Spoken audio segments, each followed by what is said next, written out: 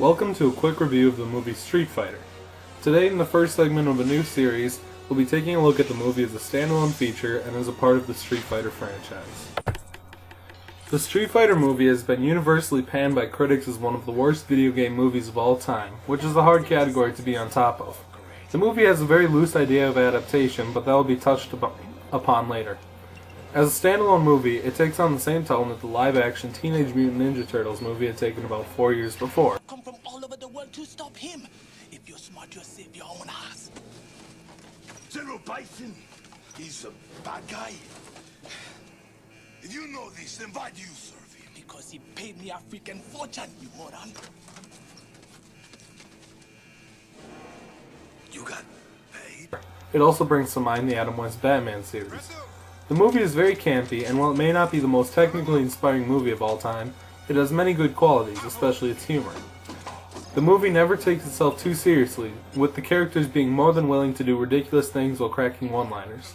The movie also pulls a bunch of related and unrelated references to the outside world, such as Bison's control console being a pair of arcade sticks, and the Godzilla-esque fight scene between E. Honda and Zangief. The character of M. Bison, played by Raul Julia in his final role, really carries the movie as well. He pulls off a very convincing crazed psychopath and does a crazed look in his eye throughout the movie that is really something to see. But that doesn't stop some great moments as well, such as his plan to validate his Bison bucks. £5 British. That is the exchange rate the Bank of England will set once I've kidnapped their queen. And his collection of near-identical hats.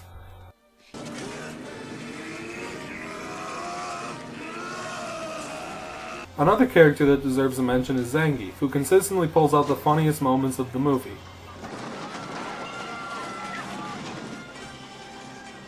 Quick, change the channel!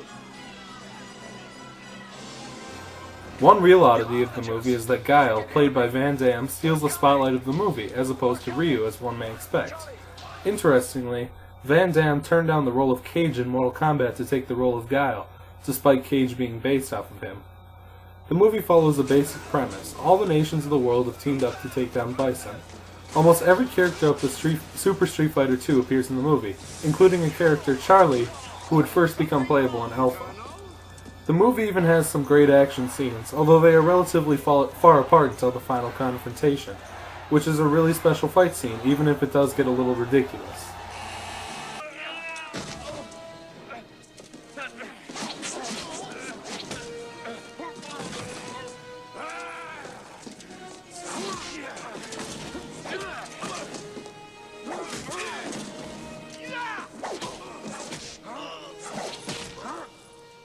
The movie does have some downfall. A lot of the acting isn't incredible, and the plot itself is rather generic, despite being pulled off well.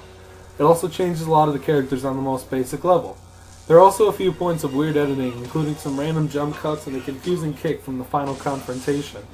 As a movie itself, it offers a lot of fun, laughs, and good action. Don't go in expecting it to be your favorite movie, but loosen up and expect a good time. In a world of bad video game movies, this one manages to be one of the best. But how is it as a video game adaptation? To say it's far off from the source material isn't an exaggeration. While the game follows a world-fighting tournament leading to a confrontation with an evil dictator, the movie is more about a global war against Bison. This is a minor change that is fleshed out more than the game's plot as it was in Super Street Fighter 2, the latest game at the time. The game puts twists on a few of the characters' origins to make them fit the tone of the movie, and even changes some characters' personalities. The biggest change of the movie is Ken and Ryu, whose name is constantly mispronounced as Ryu due to difficulty with pronunciation from the actor who played Ken. Ryu and Ken are always on the side of the allied nations, although at times the characters betray the other heroes and otherwise act selfishly, a notable change from the more serious attitude of the characters. The movie also focuses on Guile, as previously noted, probably to emphasize the military angle of the movie. Another notable change is Balrog, who is normally a villain, becoming a good character, joining E. Honda and Chun-Li's group, and both DJ and Zangief being on the side of M. Bison. Charlie, a character from Street Fighter Alpha, but is also mentioned in Street Fighter 2, is also combined with Blanca. This doesn't mean every character has been changed though. M. Bison, surprisingly, is almost entirely accurate to the games, besides trading his more magical powers for scientific enhancements, and Zangief, who despite being a comedy relief character, looks so close to his game counterpart that it almost looks like he jumped directly out of the game itself. As an adaptation, a direct matchup would have been almost impossible, especially at the time where the world of the game was less developed, and besides the glaring Ryu and Ken differences, manages to stick very close to the game itself. Even a casual Street Fighter fan may find some of the changes distracting, but the movie has plenty to enjoy even for fans of the series.